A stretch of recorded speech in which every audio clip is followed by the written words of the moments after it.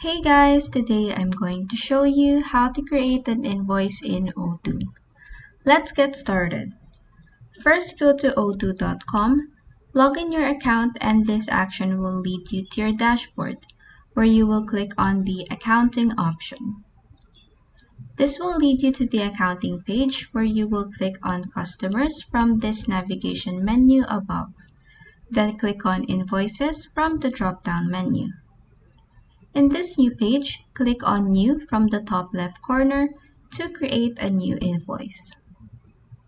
Start by choosing a name, choose your customer, set the delivery address, set the invoice date, set the due date or payment terms, set the currency, then add a product or products by clicking on Add a line down here.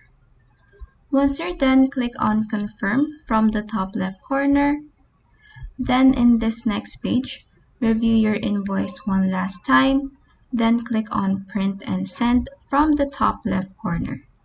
And that is how you can create an invoice in Odoo.